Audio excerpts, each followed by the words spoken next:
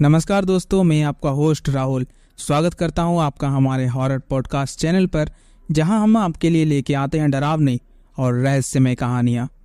आज की कहानी हमें ले जाएगी सीलमपुर नाम के गांव में, जहां काला जादू बहुत ही आम है। सीलमपुर एक ऐसा गांव जहां काला जादू का साया हर कोने में फैला हुआ है। इस गांव में लोग अपने कामों में सफलता पाने के लिए काला जादू का सहारा लेते हैं। गांव के लोग इसे नॉर्मल बात मानते हैं। इसी गांव में रहते थे नमन और उसकी मां सुशीला और उसकी पत्नी रिया। नमन और रिया एक दूसरे से काफी प्यार करते थे। उनकी जिंदगी में सब कुछ सही चल रहा था। जब उन्हें पता चला कि रिया प्रेग्नेंट है तो उनकी खुशी का ठिकाना ही नहीं रहा। नमन खुश होकर आंगन में दौड़ने लगा और रिया के पास जाकर कहता है, यार रिया, तुमने तो मेरी जिंदगी में खुशियों की बरसात कर दी। मैं इस पल का कब से इंतजार कर रहा था। Today I am very happy Riya, I love you. Riya मुस्कुराते हुए नमन की ओर देखती है और बोलती है, नमन लव यू टू। अब हमारे परिवार का भी सपना सच होने वाला है। मैं बहुत खुश हूं नमन। तभी नमन की मां सुशीला आशीर्वाद देते हुए बोलती है, भगवान तुम्हें हमेशा खुश रखे बहू। अब मुझे भी अपने पोते पोती का इंतजार रहेगा। लेकिन सीलमपुर में खुशियों को कभी टिकने नहीं दिया जाता। एक दिन जब सब कुछ नॉर्मल लग रहा था, अचानक कुछ अजीब घटनाएं होने लगी। रिया को अजीबोगरीब सपने आने लगे और घर में अजीब घटनाएं होने लगी। रिया डरते हुए नमन से कहती है, नमन, मैंने कल रात में एक बहुत डरावना सपना देखा। एक औरत थी जो मुझे और हमारे बच्चे को मारने की धमकी दे रही थी। नमन सहानुभूति देते हुए कहता है, रिया, ये सब बस ने हैं, तुम खुद को शांत रखो, ऐसा कुछ नहीं होगा, मैं हूं ना तुम्हारे साथ। एक दिन रिया कपड़े सुखाने के लिए छत पे जाती है। वापस आते समय सीढ़ियों में उसका पैर फिसल जाता है और वो नीचे गिर जाती है। रिया की आवाज़ सुन वहाँ पर नमन और सुशीला दौड़ते हुए आ पहुँचते हैं और नमन रिया को उठाकर कमरे में ले जाता है। तभी सुशीला कहती है, लल्ला जल्दी से डॉक्टर को बुलाओ। नमन डॉक्टर को बुलाता है। कुछ देर बाद वहाँ डॉक्टर आ जाते हैं। चेकअप करने के बाद डॉक्टर ने बताया कि गिरने की वजह से रिया का मिसकैरेज हो गया है। पूरे घर में हाहाकार मच गया।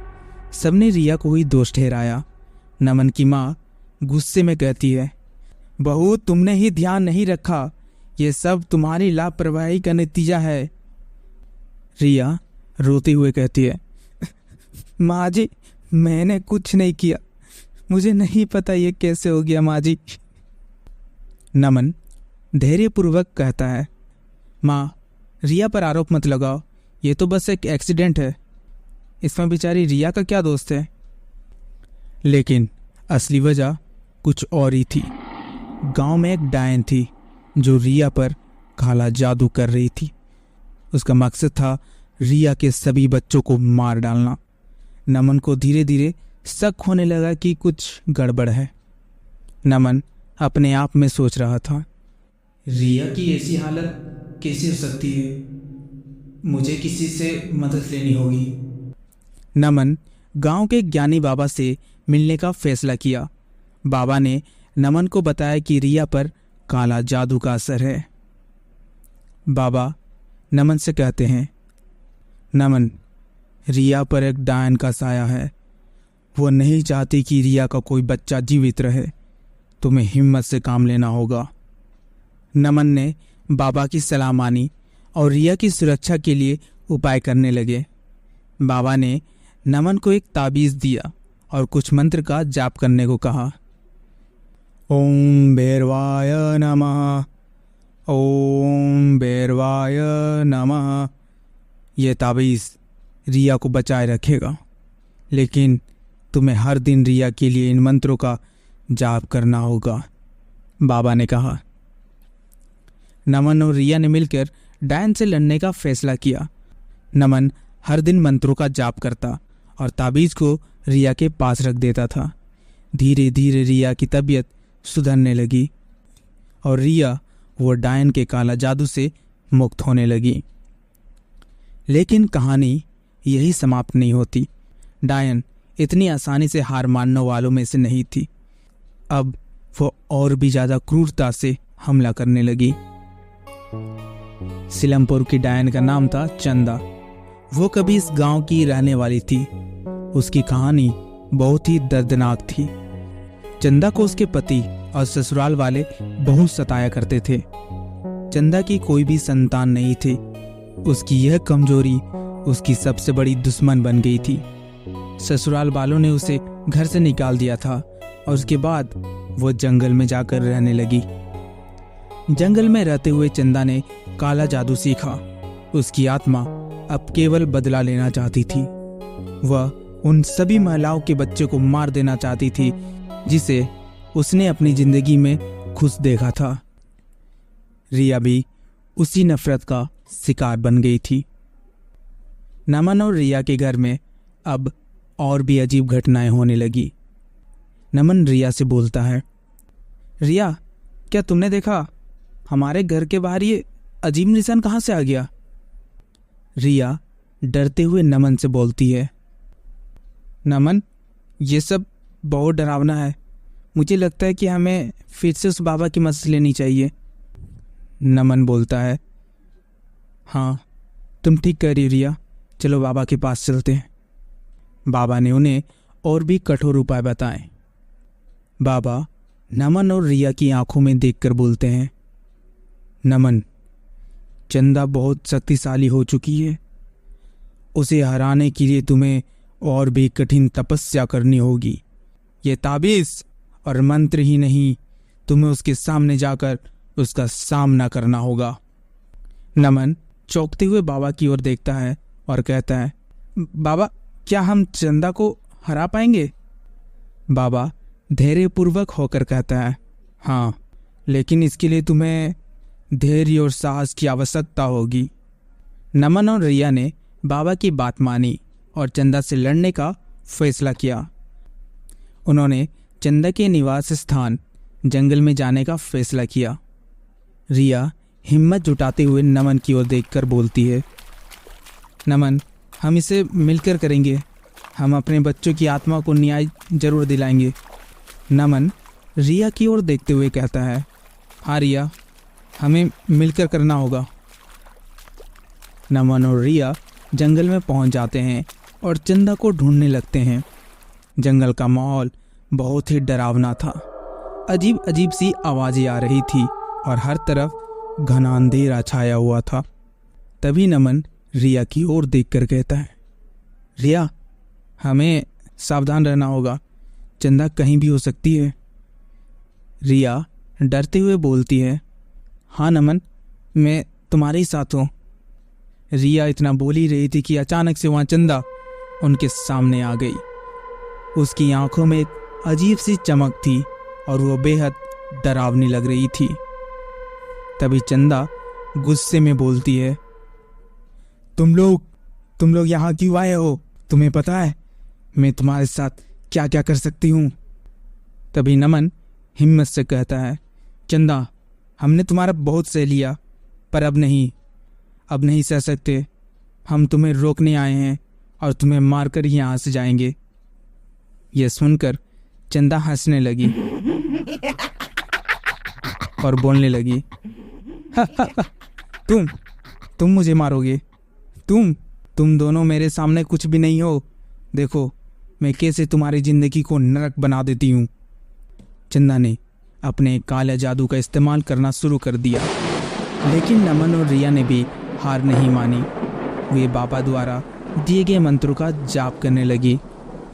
नमन मंत्र पढ़ने लगा, ओम भैरवाय नमः, ओम भैरवाय नमः। रिया ये सब देखकर अंदर से बहुत ही डर जाती है और वो भी मंत्र पढ़ना शुरू कर देती है, ओम भैरवाय नमः, ओम भैरवाय नमः। चंदा गुस्से में आ जाती है। तभी चंदा बोलती है, ये मंत्र मेरे खिलाफ कुछ भी नहीं कर सकते। मैं तुम दोनों को मारने के लिए आ रही हूँ, तैयार हो जाओ तुम। चंदा ने एक भयानक सा मंत्र पढ़ा जिससे पूरा जंगल हिल गया, लेकिन नमन और रिया ने भी अपनी विश्वास और साहस को बनाए रखा। वे जानते थे कि उन्हें एक दूसरे का साथ देना होगा। नमन चिल्लाते हुए बोला, रिया हम इसे कर सकते हैं, हमें बाबा पर भरोसा रखना होगा। रिया तुम मंत्र पढ़ते रहो। रिया भी नमन की बात से सहमत होती है और बोलती है, हाँ नमन मैं तुम्हारे साथ हूँ, हमें जीतना ही होगा। जैसे जैसे नमन और रिया मंत्रों का जाप करते गए, उनके चारों ओर एक अदृश्य शक्ति ने घेर लिया। चंदा की शक्ति अब कमजोर पड़ने लगी थी। चंदा आश्चर्यचकित और क्रोधित में आ जाती है और उन दोनों की ओर देखते हुए बोलती है, ये कैसे हो सकता है? मेरा जादू काम क्यों नहीं कर रहा? नमन साहसपूर्वक चंदा की ओर देखता है और बोल पड़ता है, चंदा अब तुम्हारा अंत आ चुका है, अब तुम्हारा काला जादू हमें नहीं रोक सकता। नमन और रिया ने अपने मंत्रों का जाप तेज कर दिया। उनके चारों ओर की ऊर्जा इतनी शक्तिशाली हो गई कि चंदा उनकी चपेट में आ गई।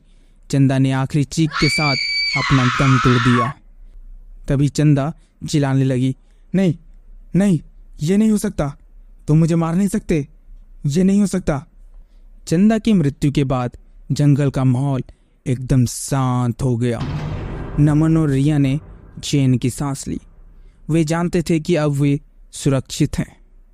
नमन रिया की ओर देखता है और कहता है, रिया हमने कर दिखाया, रिया हमने चंदा को हरा दिया।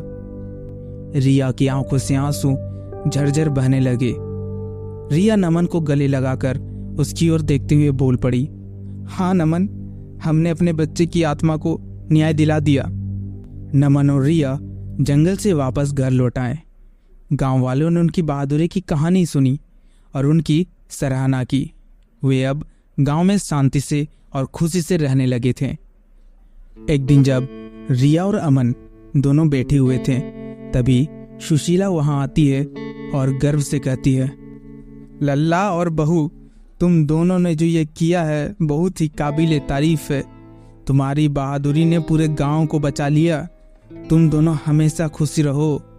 नमन मुस्कुराते हुए बोला, हाँ माँ ये सब रिया और हमारे विश्वास की वजह से ही हो पाया है। रिया नमन का हाथ पकड़ते हुए बोलती है, हाँ माँ जी हम दोनों ने मिलकर ये लड़ाई को जीता है। आखिरकार नमन और रिया ने डायन के प्रकोप से मुक्ति पाई और उनकी जिंदगी में फिर से खुशियां लौट आई। तो दोस्तों सीलमपुर की ये कहानी हमें सिखाती है कि कभी कभी बुराई से लड़ने के लिए हमें विश्वास और हिम्मत की ज़रूरत होती है। तो दोस्तों ये थी हमारी आज की कहानी। अगर आपको ये कहानी पसंद आई हो तो हमारे चैनल को सब्सक्राइब करें और बेल आइकन को दबाएं ताकि आपको हमारी हर नई कहानी की सूचना मिल सके। मैं आपका होस्ट राहुल फिर मिलूंगा आपसे एक और डरावनी कहानी के साथ। तब तक के लिए अलविदा।